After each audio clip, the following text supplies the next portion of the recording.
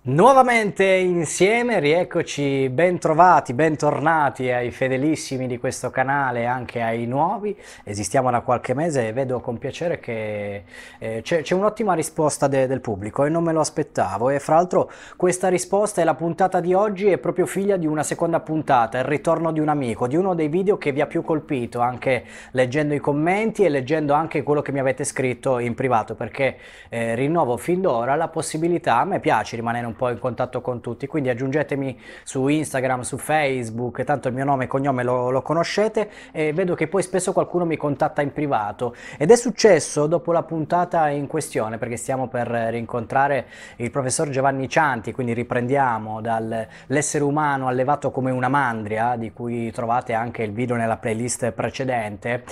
Molti di voi mi hanno fatto domande e qualcuno ha anche poi chiesto di essere messo in contatto col professore, un'email, e noi così abbiamo fatto e questo ci piace perché da queste puntate, da questo ritrovarsi insieme tutte le settimane possano nascere amicizie, collaborazioni, nuovi spunti di riflessione. E io quindi non voglio perdere ulteriore tempo e ringrazio fin da subito per il ritorno di un amico che è il professor Giovanni Cianti. Come stai? Sto bene Gianluca, ti ringrazio. Ti E mi fa un, saluto tutti gli ascoltatori. Mi fa un sacco piacere perché l'ultima volta eravamo separati dall'oceano con una connessione internet che a fatica a retto e quest'oggi invece sei in Italia, quindi bentornato in Italia. Ti ringrazio, ti ringrazio.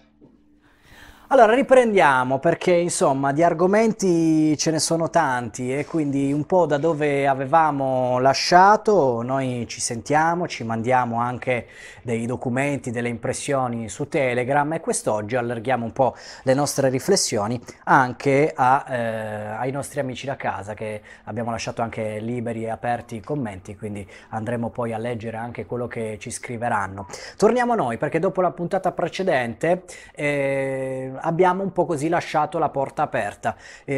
Qualche giorno fa ci eravamo sentiti, ti avevo chiesto un parere e tu mi hai detto guarda Gianluca, sul governo Draghi fammi leggere la lista dei ministri e poi ti dirò la mia. Noi rimaniamo un po' in generale, tanto noi facciamo finta, nessuno si deve sentire preso in causa e diamo sempre il diritto di replica, ma dopo aver letto la lista dei ministri dammi un po' le tue impressioni, anche se temo di conoscerle già.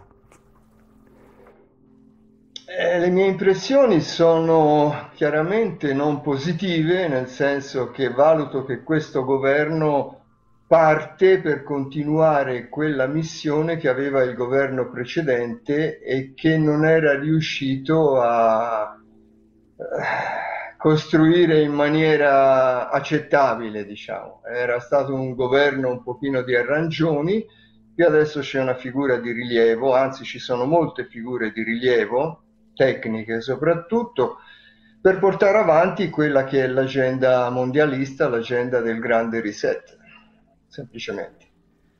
Riprendiamo di qua, poi ogni tanto torniamo sull'argomento, quindi lo accenniamo, cominciamo a entrare piano piano nei vari argomenti, perché l'altra volta abbiamo parlato di come l'essere umano in realtà abbia fin troppe, aggiungo io, assonanze, affinità con l'essere una mandria e quindi abbiamo visto come è stato creato con il gene della paura, la predisposizione alla sottomissione, all'eseguire l'ordine, quantomeno per il 97% della popolazione mondiale, ma voglio parlare con te anche di un altro aspetto, che è quello dell'essere creato con una forte propensione per l'uso della tecnologia. E quindi partiamo di qua, ripartiamo di qui. Sì, partiamo dall'inizio, riavvolgiamo il nastro della storia, risaliamo a quei 150.000 anni fa quando è comparso l'Homo sapiens, il nostro diretto progenitore.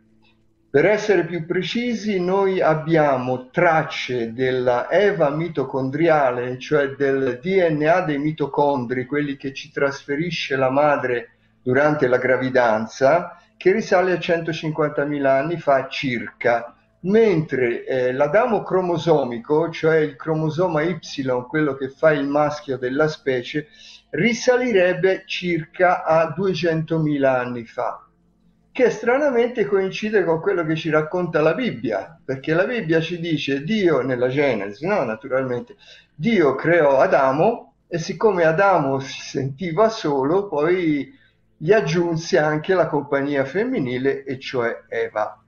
questo è il nostro punto di partenza. Io ho sempre sottolineato, e nel libro che oramai molti conoscono, Benvenuti all'inferno, è confermato da decine e decine di ricerche scientifiche sul nostro DNA, che questo primo uomo sorge all'improvviso, senza relazioni dirette con gli umani arcaici precedenti e con i quali tra l'altro avevamo convissuto, perché l'Heidelbergensis, che era sempre un Homo sapiens, si estingue 100.000 anni fa. E l'uomo di Neanderthal, che è sempre un sapiens, si estingue 30-35 mila anni fa, quindi noi abbiamo convissuto con queste altre forme umane, che però non avevano le nostre caratteristiche. Io sono particolarmente affezionato all'Heidelbergensis perché era un esemplare bellissimo. Noi sappiamo esattamente come era fatto perché c'è un sito archeologico in Spagna dove sono stati ritrovati 27 scheletri intatti, tra cui quello di un bambino, per cui si pensa fosse una specie di sepoltura, di fossa comune. E tu sai che sulle ossa praticamente si ricostruisce la struttura della persona, non solo, quello che mangiava, le sue abitudini, tutto quanto. Ne esce un essere molto bello fisicamente, alto circa 1,80 m, pesante 75-80 kg, molto muscoloso, molto robusto, con delle proporzioni corporee che a oggi noi attribuiamo ai supereroi, cioè la testa molto piccola, le spalle molto larghe, i fianchi stretti.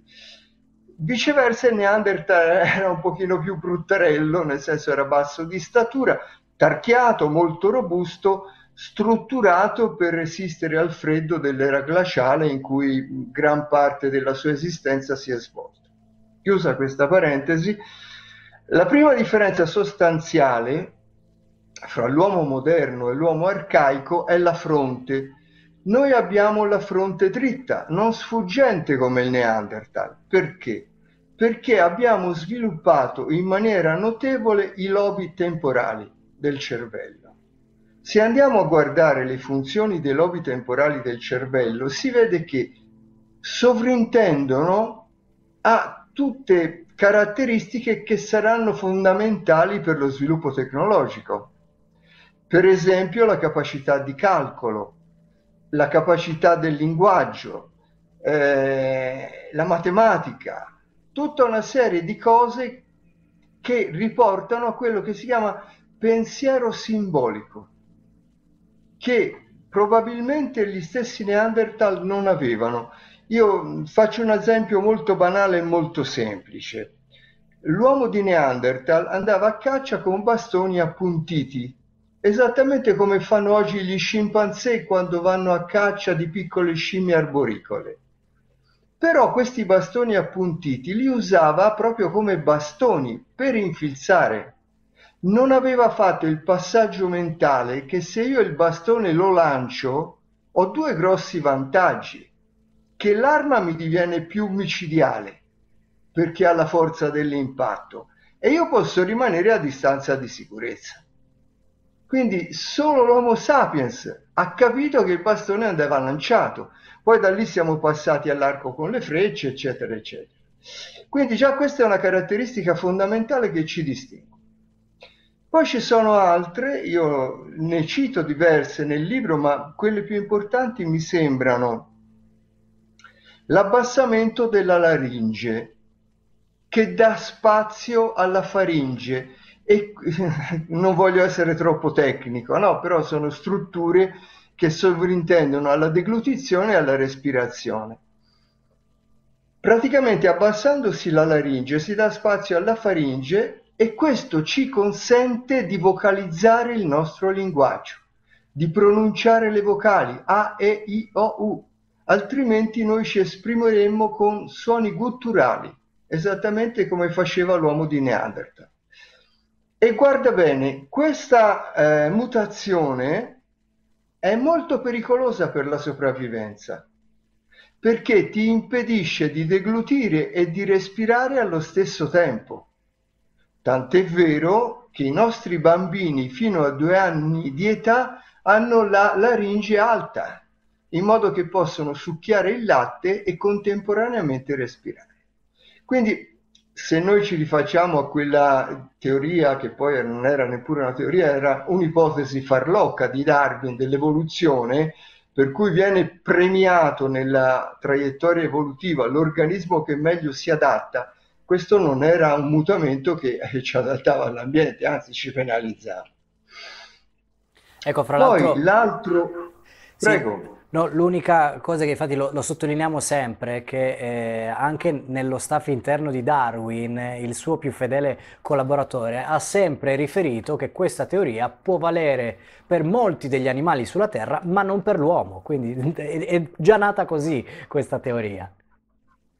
Sì, guarda che la storia di Darwin, se uno la analizza veramente dal punto di vista delle persone che l'hanno fatta, si rende conto che è tutta una costruzione ideologica fatta ad hoc perché si voleva a un certo punto imporre il materialismo e quindi distruggere la figura di Dio in quanto creatore. Tant'è che la Chiesa se ne accorse subito e fu ferocemente ostile a questa ipotesi di Darwin, che consentimi, io vado un po' a ruota libera, praticamente Charles Darwin era un rappresentante dell'alta borghesia inglese ed era una persona molto problematica fin da bambino, nel senso soffriva di nervi, non era brillante a scuola, non era brillante nello sport, per cui si capisce che la famiglia un pochino se ne vergognava di questo ragazzo. Tant'è che quando si sparge la notizia che un brigantino salperà presto per fare il giro del mondo per un'esplorazione, diciamo, di carattere ecologico, sono ben lieti di affidarlo al comandante come appunto osservatore, ricercatore, visto che lui era un appassionato della natura. Darwin sta via 5 anni, fa delle osservazioni, tra l'altro intelligenti, no? Chiaramente non era una persona stupida, e elabora questa ipotesi nella sua testa, anche con riferimenti agli animali domestici che lui aveva visto e conosciuto, per cui già l'animale addomesticato non è l'animale in natura, è molto diverso. Quando torna parla di questa teoria, che evidentemente incontra la simpatia di una certa elite, diciamo, intellettuale, che lo spingono a scrivere un libro, L'evoluzione della specie, no? Quello che tutti conosciamo, ma lui non se la sente proprio perché non è convinto. Allora organizzano un tranello, gli fanno scrivere da un biologo scozzese che gli dice: guarda, io ho elaborato questa teoria sull'evoluzione, sto per uscire con un libro. Allora lui non vuole rimanere indietro e scrive il libro che conosciamo. Ma era talmente poco convinto che ai dibattiti pubblici lui non andava. Andava al posto suo un altro biologo che si chiamava Thomas Huxley, che fu definito il mastino di Darwin, proprio perché difendeva a spada tratta le sue teorie. Ora, questo Thomas Huxley ha avuto due nipoti, guarda com'è strana la storia. Uno si chiamava Aldo Huxley ed era uno che si dilettava con le droghe psichedeliche e che ha scritto il romanzo Il Nuovo Mondo, romanzo distopico che illustra una situazione dell'umanità molto simile a quello che sta succedendo oggi, ma l'ha scritto nei primi anni del Novecento. L'altro nipote si chiamava Julian e sarà quello che rielabora la teoria darwinistica in chiave neodarwinistica, perché si rendono conto che non è più sostenibile. Per cui allora non si dice più che il più forte sopravvive, ma si dice che alcune mutazioni casuali premieranno quella specie che è più adatta all'ambiente. Questo Julian poi diviene presidente dell'UNESCO, l'agenzia dell'ONU per la cultura e la scienza, e sarà lui a imporre in tutto il mondo la teoria darwiniana, che oggi si celebra addirittura, c'è un giorno dedicato, in tutte le scuole si spiega quella teoria, che aveva la funzione, ripeto, di distruggere la spiritualità delle persone, che ancora era abbastanza forte, spingere sull'ateismo e chiaramente se Dio creatore non c'è stato, Dio è morto, no? Come si è detto in seguito, non è più necessario. Questa è la teoria dell'evoluzione. Ora, tornando al sapiens e alla sua capacità tecnologica, c'è un'altra caratteristica che secondo me è ancora più pericolosa. Già diciamo questo, allora, riuscire a articolare il linguaggio è fondamentale perché? Perché io posso esprimere concetti anche difficili. Chiaramente se mi esprimo con suoni gutturali, la teoria della relatività di Einstein non sono in grado di spiegarla. Però ci ha messo in una condizione pericolosa, perché noi siamo divenuti sensibili alla comunicazione verbale. Tu sai che di tutte le forme di comunicazione quella verbale sarebbe quella meno importante. Contano gli atteggiamenti, contano i gesti, contano tante cose, l'abbigliamento anche. Prova ne sia che i nostri animali domestici, cani, gatti, sanno esprimersi benissimo nei nostri confronti pur non avendo la parola, come si dice comunemente, no? Noi siamo diventati sensibili alla comunicazione verbale a cui si dà più credito di tutto il resto, fino al punto di trascurare la realtà. La riprova sono i nostri politici, no? Ci fanno un sacco di promesse, ci raccontano un sacco di storie, noi gli diamo il voto, poi quando sono lì fanno quello che vogliono. L'altra mutazione fondamentale per lo sviluppo tecnologico si chiama neotenia, e cioè è la capacità di mantenere plastico il nostro cervello anche in età adulta, che abbiamo noi insieme a tutti gli animali addomesticati, ma che non hanno gli animali in natura. Anche qui cerco di spiegarmi meglio. Gli animali superiori, diciamo i vertebrati, i mammiferi, che hanno una prole da allevare nel tempo, che nasce comunque immatura, non è come la lucertola e il serpente che esce dall'uovo e già si arrangia e va a caccia di zanzare. I mammiferi praticamente hanno dei cuccioli con un periodo infantile più o meno lungo che devono adattarsi all'ambiente, al mondo. Per cui, facendo un esempio banale, il leoncino, per abituarsi alla sua attività adulta, gioca alla caccia e alla lotta. Si adegua alla sua economia perché poi in futuro la sua sopravvivenza dipenderà da quello. Questo lo facciamo anche noi in un certo modo, no? Nel senso che quando l'Italia si stava industrializzando, io ero ragazzo, si regalava ai bambini il meccano, cacciaviti, bulloni, perché imparasse a fare l'operaio. Poi abbiamo scoperto la plastica, si è imposta la chimica e si regalava il piccolo chimico. Te la faccio breve. Adesso a 3 anni gli diamo in mano un tablet, perché si vive in una società digitale e già a 3 anni cominciano a smanettare. È una preparazione, diciamo, no? All'età, all'economia della persona adulta. Ma in natura succede che quando esci dall'infanzia e dall'adolescenza e maturi e diventi adulto, il tuo cervello smette di apprendere. La plasticità dei neuroni si ferma, non costruiscono nuove sinapsi e quindi tu devi fare con quello che hai acquisito nell'infanzia. Il leone adulto praticamente metterà in pratica quello che ha imparato quando era cucciolotto. Questo si dice che è straordinario, perché? Perché c'è l'anziano di 80 anni che si iscrive all'università e si prende la laurea, ma è straordinario, è bellissimo, no? Noi siamo in grado di apprendere per tutta l'esistenza. Siamo costantemente ad imparare, siamo anche fortemente stimolati a continuare a imparare, ce lo dicono in tutte le salse, no? Lo studio non finisce mai, dovete sempre imparare, dovete sempre crescere. E questo naturalmente è funzionale allo sviluppo tecnologico. Ma anche qui ci sono delle cose che ci danneggiano. Per esempio, l'attitudine al gioco. Il gioco è un'attività che in natura serve al cucciolo per apprendere la vita adulta. Quando diviene adulto non gioca più. Il leone adulto non gioca, va a caccia e si gestisce il branco, tanto per essere chiari.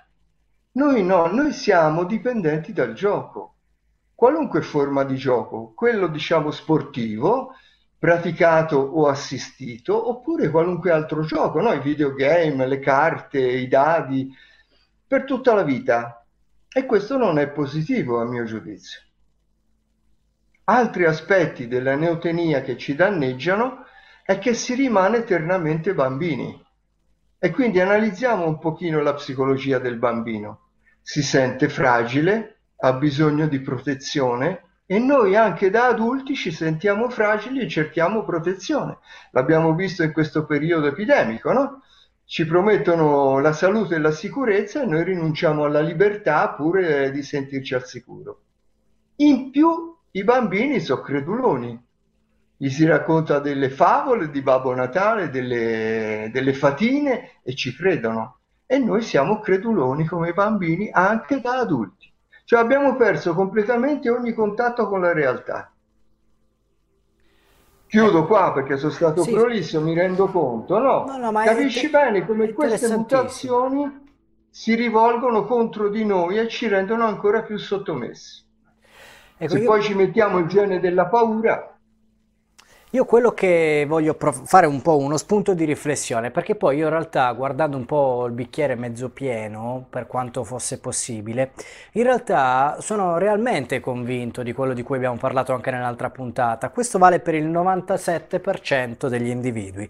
Esiste questa sorta di difetto di fabbrica che questo 3% in realtà ha delle potenzialità in più, e quindi magari lo risottolineiamo anche oggi, in cui sia nel gioco sia nell'età infantile, se riesce a dosare un po' di tutto, in realtà questo voler, ammesso che se ne abbia la voglia, questo poter imparare e studiare fino alla fine dei nostri giorni può essere un valore aggiunto. E mi collego anche poi, anzi nominiamolo subito, il fatto che tu hai riscontrato proprio un cambiamento nelle nuove generazioni dal 1990. Ecco, adesso ne andiamo a parlare, ma questo secondo me, osservando anche, avendo io una figlia piccola di quasi 5 anni, osservando le nuovissime generazioni, in realtà questo 3% di salvezza, di persone che differiscono e divergono dalla normalità, dallo stampino pensato e imposto per l'umanità, in realtà quando questo 3% spicca, probabilmente con le nuovissime generazioni, questo 3% brilla molto di più rispetto al 3% della mia generazione, che è quella degli anni 80. E quindi andiamo a parlare di questa cosa, poi dimmi se magari può essere un pensiero corretto il mio. sì, allora non è che io ho scoperto, cioè io mi sono reso conto e lo sto scrivendo e dicendo da oltre 10 anni che le nuove generazioni hanno dei problemi. Sicuramente hanno dei problemi, sono buonista con le parole, non voglio eccedere.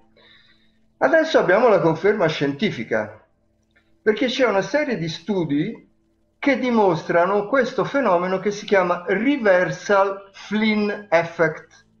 Il professor Flynn, insieme ad altri colleghi, avevano fatto la stessa mia constatazione e avevano dimostrato che per tutto l'arco del XX secolo, per tutto il 1900, di generazione in generazione il quoziente intellettivo saliva di 2-3 punti. Quindi le persone divenivano più intelligenti di generazione in generazione. Fino al 1990. Dal 1990 osservano che il fenomeno si è invertito. Ogni generazione perde 2-3 punti di quoziente intellettivo. Loro ascrivono, io sono d'accordo, questa crescita e poi la relativa decrescita a fenomeni ambientali più che genetici. Tra i fenomeni ambientali che stanno facendo regredire le nostre nuove generazioni, io metterei senz'altro al primo posto la digitalizzazione, perché questi attrezzi, questi device elettronici disabituano la memoria, perché è tutto scritto e ci arriva il bip che ci ricorda il compleanno. Ora sono banale, no? Disabituano la capacità di calcolo, perché io ho la calcolatrice, disabituano addirittura a scrivere, perché non c'è più la manualità della scrittura. Addirittura adesso disabituano anche alla digitazione, perché c'è la figurina, ci pigi sopra, non devi più neanche comporre la parola. Allora io mi trovo, siccome ho molti continui contatti con giovani che sono studenti universitari o che sono laureati, che hanno un livello di cultura disastroso. Molti parlano ancora in dialetto. Quasi tutti non conoscono alla perfezione la grammatica italiana. Pochissimi conoscono l'inglese, non dico il cinese, l'inglese, che è la lingua ufficiale del mondo. Addirittura qualcuno ha problemi di ortografia. Cioè, un medico laureato che mi scrive A senza H, ragazzi, siamo a un punto brutto. Questo è l'aspetto cognitivo, poi c'è l'aspetto spirituale che è completamente distrutto di questi ragazzi. Questi sono cresciuti nel materialismo, non hanno idea, non dico della religione, della spiritualità in generale. Per cui se ne fa quello che si vuole, purtroppo. Se ne fa quello che si vuole. Ecco, però riguardante anche qualche piccolo individuo che nei momenti bui poi in realtà nascono, la natura, e in questo di solito ci dà poi ragione, nei periodi più bui nasce quell'individuo che in realtà fa l'inversione di tendenza, quindi c'è quell'individuo che nonostante il sistema scolastico, io sono stato tra i primi a dire che nel sistema scolastico italiano c'è qualcosa che non va, e le persone più interessanti che ho conosciuto sono state coloro che si sono un po' ribellate, il classico è intelligente ma non si applica, io ho sempre detto è intelligente quindi non si applica, è uscito un po' da quegli schemi, trova, insegue una sua conoscenza, una sua cultura, quindi se un individuo è portato al di fuori di quel sistema, spesso prima si esce dal sistema scolastico e prima si incontra la cultura e il sapersi muovere. Io vedo nelle nuovissime generazioni, anche nelle nuove, degli individui che spiccano con delle capacità che magari proprio per discorsi ambientali e proprio frutto di questo presente così difficile trovo una speranza per il futuro. Sì, sono un'esigua minoranza purtroppo e non influiscono su quella che è la traiettoria definita della mandria umana. Nel senso che già 4.000 anni fa gli gnostici si erano resi conto che l'umanità loro l'avevano divisa in tre categorie fondamentali, no? Per cui c'erano gli ilici, da ile terra, si potrebbero chiamare terricoli, usando una parola attuale, che secondo loro addirittura non avevano neppure l'anima, dico io, non avevano una spiritualità sentita e praticamente obbedivano all'istinto, cioè mangiare, riproduzione, proteggersi dal freddo, eccetera, eccetera. Questa era la categoria più numerosa. Poi loro avevano identificato gli psichici, che sono le persone che mi dici te, che già cominciano a porsi delle domande, osservano la realtà, vedono che le cose non quadrano come dovrebbero e sono quelli che si possono educare. E poi c'era l'ultima categoria rarissima, i pneumatici, da pneuma anima, non le gomme delle automobili, per capirsi, da anima, che sarebbero stati i maestri dell'umanità. Buddha, Cristo, Giordano Bruno, Platone, questi personaggi eccezionali veramente che in qualche modo hanno influito sulla storia dell'umanità. Però sono rarissimi. Nella mia attività, diciamo, sui social in particolare, e anche come docente in corsi di formazione, tutti quelli che sono stati i miei rapporti, io ho stabilito questa percentuale del 3%, che è un po' aleatoria chiaramente, ma corrisponde abbastanza. Quindi sono le persone che io chiamo difetti di fabbrica, cioè sono nati male, sono nati con delle domande da porsi e quindi sono fastidiosi per la società. Spesso vengono penalizzati, vengono tenuti indietro, capito? E questa è un pochino la situazione generale. Poi c'è un'altra categoria di umani che io ho chiamato super sapiens e questi sono estremamente superiori a noi dal punto di vista cognitivo e sono quelli che fanno la storia del genere umano, sono quelli che ci guidano praticamente. Sarebbe interessante studiarli dal punto di vista del DNA, ma adesso cambiamo momentaneamente discorso perché in realtà io vorrei raccontare, proprio perché abbiamo parlato di condizioni difficili e spesso chi persegue un fine, vuole accelerare un meccanismo, magari è proprio la sua fine, quindi aver peggiorato così tanto il presente, diamo qualche indicazione, potrebbe essere l'inizio della loro fine. Andiamo a vedere quello che è il presente di oggi. C'è un social nuovo, mi pare che si chiami Clubhouse, in cui Elon Musk annuncia tramite audiomessaggi, funziona solo tramite invito, per il momento è solo in versione beta per gli iPhone, sono tutti audio, sono tutte delle mini conferenze, delle stanze in cui viene raccontato qualcosa. Elon Musk in questo nuovo social che si chiama Clubhouse annuncia che l'esperimento di Neuralink è stato effettivamente portato a buon fine sulle scimmie, quindi sono riusciti a influenzare e a praticamente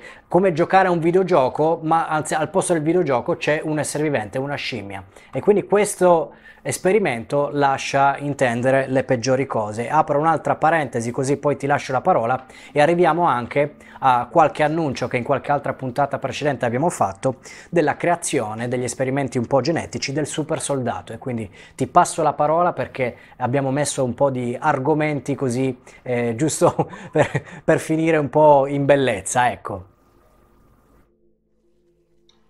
Sì, diciamo che il regime comunista cinese, non avendo inibizioni di carattere etico e morale, a parte che nessuno ce l'ha in realtà, però le tengono un pochino nascoste, no? Perché se ne vergognano. I cinesi non se ne vergognano, quindi le proclamano a chiare lettere. E i cinesi stanno lavorando per potenziare, diciamo, gli animali, non solo l'essere umano. Anche i cinesi stanno facendo degli esperimenti, in questo caso genetici, sugli scimpanzé, e sembra siano riusciti, dico sembra perché non ho notizie certe, a inserire nel DNA degli scimpanzé il gene del linguaggio.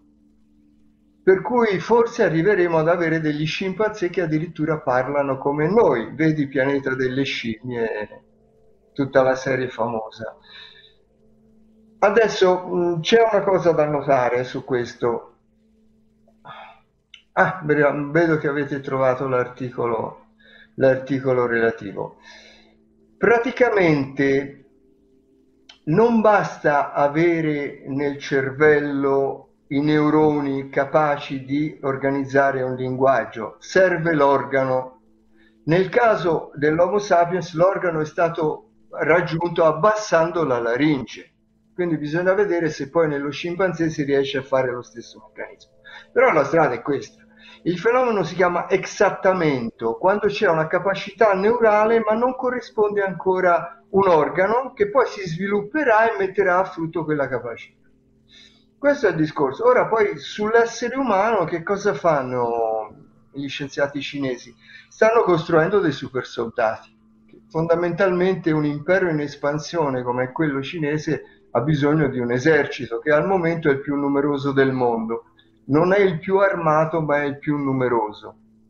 Loro sono 1,5 miliardi, quindi fanno anche presto. E siccome strutturalmente, fisicamente non sono molto robusti, non sono alti, non sono spaventosi, stanno creando una super razza di soldati alti, muscolosi, forti, e si suppone, quando si va a lavorare sul DNA, anche più spietati.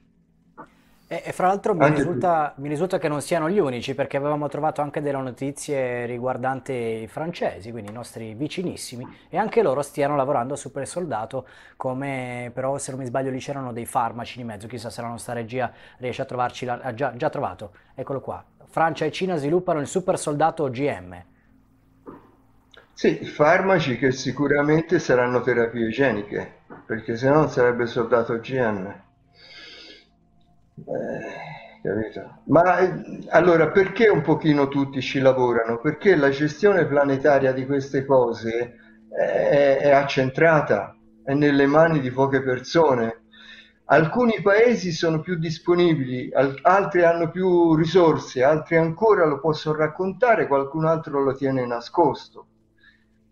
Io vi potrei raccontare come è stato creato il virus Ebola nel 1967 a partire dal virus del raffreddore dei macachi, ma sarebbe una lunga storia, ho fatto una ricerca su questo molto approfondita.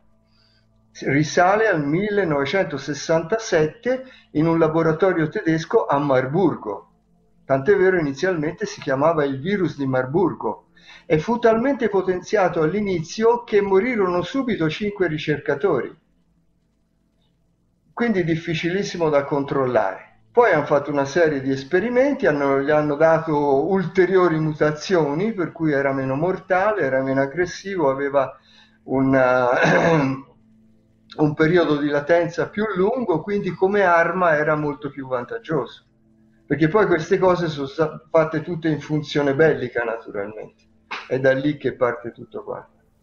Ecco, la nostra regia ha trovato un altro, mostriamolo così, da un report appena di 2 settimane dall'annuncio che la Cina sta sviluppando un super soldato biologicamente potenziato, la Francia si è unita al novero delle nazioni che creano truppe allevate per uccidere. Questo allevate, guardate come i termini non siano casuali, poi vediamo anche, citiamo anche la fonte di questo articolo, però secondo me siano un po', cioè li vedo un po' come sempre futuro prossimo, però secondo me sono un po' degli esperimenti, provano a vedere l'opinione pubblica come reagisce a queste notizie. Strano però anche qua il termine allevare, quindi ricorda un Allevare, po'. se posso te lo spiego perché allevate. Perché se tu vuoi costruire un guerriero, lo devi allevare come un guerriero, ma questo si sa dall'origine della civiltà. Praticamente nell'antica Sparta, dove tutti i cittadini erano guerrieri, iniziavano l'allenamento a guerriero all'età di 7 anni. Chiaramente in maniera compatibile, no, con lo sviluppo, per cui a 7 anni era ginnastica fondamentalmente. Poi comincia a 18 anni, però alla maturità, lo spartano aveva a disposizione un mese che si chiamava la caccia agli iloti. Gli iloti erano gli schiavi di Sparta, doveva uccidere più schiavi possibile e non era punito. Questo serviva a dimostrare il suo coraggio e il suo valore. I mongoli di Gengis Khan, che era un'altra, diciamo, civiltà di guerrieri spietati, iniziavano l'addestramento a 2 anni. A 2 anni cominciavano a cavalcare perché loro combattevano esclusivamente a cavallo. Si è sempre fatto. Ultimamente in Africa, dove ci sono tutte queste guerre tribali, cosa fanno con i bambini? Gli mettono il mitra in mano a 5-6 anni e gli fanno ammazzare la gente, ai bambini. Perché? Perché se un bambino ha un'esperienza traumatica di questo tipo, ne rimarrà dipendente per tutta l'esistenza. Crei un born killer, un killer nato. È normale, rientra nella psicologia umana. Queste cose a noi ci fanno un po', come dire, ci hanno abituati al buonismo, al pacifismo, ma sono sempre esistite. E questo spiega l'allevato. Ecco, quindi a me piace sempre chiudere un po' con, non dico con dell'ottimismo, ma con dei consigli, delle indicazioni. Io ho dedicato anche altre puntate proprio alla via del guerriero, all'allenarsi, a dedicarsi a un'arte marziale. Con te si può anche affrontare anche il discorso dell'allenamento, perché è vero che effettivamente, ne ho parlato anche con un personal trainer, questi nuovi device, queste nuove tecnologie, le nuovissime generazioni tenderanno a stare curve, a stare chinate su un telefono e quindi portano a essere più gobbi, più chiusi, una postura sbagliata, con la testa bassa. Ecco, in realtà quale può essere un consiglio pratico? Vale per tutte le età, ma soprattutto per le nuovissime generazioni l'approcciarsi a uno sport a livello agonistico, perché tempra il carattere, perché crea fiducia in se stessi, perché rafforza le difese immunitarie e soprattutto, detto da te, perché anche il bodybuilding è una risposta e tu sei un esempio, perché io ti conosco, ho visto anche che, un po' il tuo trascorso, ma soprattutto il tuo presente, hai una forza fisica e una forma fisica che veramente devono essere un punto di ambizione per tutti e quindi voglio trattare con te per chiudere con questo ottimismo finale. È una bella domanda, mi piace. Premetto, In Italia purtroppo si è persa la vera cultura dello sport. Cioè si va per mode, si va per sciocchezze magari seguitissime, ma si è persa la cultura dello sport. I fondatori della cultura sportiva moderna sono stati i russi e i paesi dell'Unione Sovietica prima della caduta del muro di Berlino, perché lo sport era divenuto un sistema di egemonia mondiale, per cui loro facevano un lavoro estremamente scientifico di reclutamento per lo sport, fin dalla più tenera età. Io ho fatto un corso di istruttore di pesistica e cultura fisica con la Federazione Italiana di Pesistica e di Cultura Fisica tanti anni fa, naturalmente, dove avevamo come coach quello che era stato il coach della nazionale ucraina di sollevamento pesi. E lui ci faceva questo esempio. Già era caduto il muro di Berlino, e quindi cosa era successo? Che tutti questi scienziati dello sport, non avendo più lavoro nell'Unione Sovietica, erano emigrati, molti vennero in Italia e hanno fatto un lavoro egregio. Lui ci diceva, in Ucraina, quando ancora era in vigore il regime, la leva per il sollevamento pesi cominciava a 6 anni in prima elementare e si cominciava lì a selezionare più idonei e tutti gli anni c'era un esame. È una specie di filtro, un imbuto. Con questo imbuto noi sapevamo che con 1 milione di selezionati a 18 anni ci sarebbe stato un campione del mondo, cosa che allora succedeva davvero. E quindi loro con questa strategia scientifica hanno elaborato tutte le leggi dello sport e della prestazione fisica. Ora noi sappiamo da 20-30 anni che le nuove generazioni, quelle cresciute in città, hanno grossi problemi di motori, di coordinazione motoria, di capacità effettive atletiche. Non era così quando ero piccolo io, perché vivevamo in campagna, quindi arrampicarsi sugli alberi, nuotare, correre, saltare, era continua questo addestramento. Noi sappiamo che ci sono 3 fasi di addestramento all'attività motoria e allo sport. La prima è quella infantile, i primi 6 anni di vita, in cui apprendi delle abilità fondamentali, camminare, correre, saltare, eccetera, eccetera. Poi nota bene che queste fasi di sviluppo poi sono le stesse fasi di sviluppo della scuola, perché l'apprendimento e la plasticità del cervello consentono certe cose. Dai 6 a 12 anni apprendi alla perfezione la coordinazione, gli schemi motori, i gesti difficili, quelli della ginnastica artistica. Questo spiega perché nella ginnastica artistica i campioni sono giovanissimi. Dai 12 ai 18 anni cominci a completare la tua maturità e a sviluppare forza esplosiva, forza resistente, e quindi ti puoi accostare anche a attività di potenza. Ecco, l'età ideale per iniziare il bodybuilding, torno alla tua domanda, in maniera specifica va dai 12 ai 14 anni in relazione alla maturità del ragazzo. Cioè se quello ha maturato precocemente può iniziare prima, se ha una maturazione più lenta, da cosa la vedi questa maturazione? È una maturazione ormonale e quindi la vedi dai primi peli della barba che cominciano a spuntare, i primi interessi sessuali, e che ti posso dire, tutte quelle caratteristiche che si riferiscono al testosterone, alla virilità. Appena compaiono già può cominciare a spingere con i pesi. Si può allenare anche prima, ma prima si allena sulla tecnica, non sulla forza.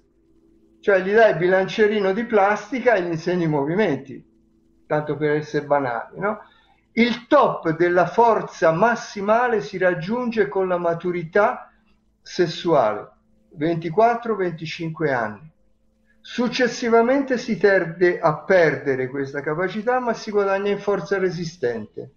I campioni di bodybuilding che lavorano sulla forza resistente hanno dai 30 ai 50 anni. Queste caratteristiche poi dai 35-40 anni in poi le puoi mantenere, ma non le puoi più migliorare, i margini di miglioramento oramai sono svaniti. E un'altra cosa fondamentale è questa, che se queste capacità, dalle abilità motorie alle capacità coordinative, non le sviluppi nell'età fisiologica giusta, quella in cui maturano spontaneamente, non arriverai mai ai tuoi limiti potenziali. Per cui se io alleno un ragazzo di 15-16 anni, poverino, che è vissuto sempre in appartamento, che la sua attività preferita era stare alla televisione e fare videogiochi, e quindi è un po' imbranato, no? Come si dice, si inciampa nei piedi. Allenandolo io un pochino posso migliorare la sua condizione, la sua coordinazione motoria, ma non diventerà mai una persona sciolta e flessibile. Di questo bisognerebbe che i genitori ne tenessero conto. E soprattutto quando i bimbi sono piccoli e giovani, non specializzarli subito in uno sport. Vai a fare calcio così mi diventi un campione, perché abbiamo visto che non funziona. La specializzazione prematura porta a risultati al momento veloci, ma che si esauriscono subito. C'è un abbandono dello sport intorno ai 18-20 anni perché non è più in grado di progredire. Quindi deve fare tutta la trafila. E queste cose purtroppo allenatori e preparatori non le conoscono più. Ecco, e Questo quindi lo dico con dispiacere.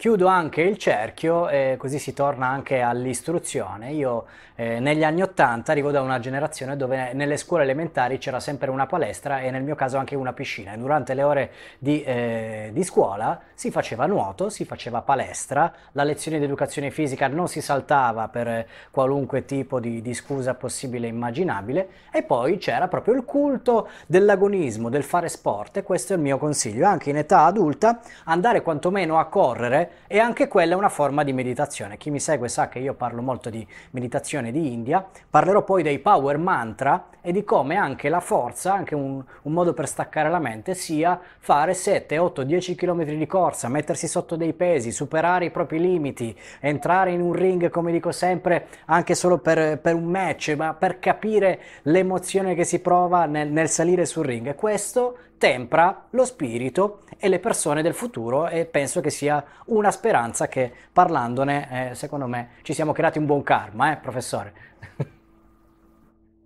Sicuramente, sicuramente.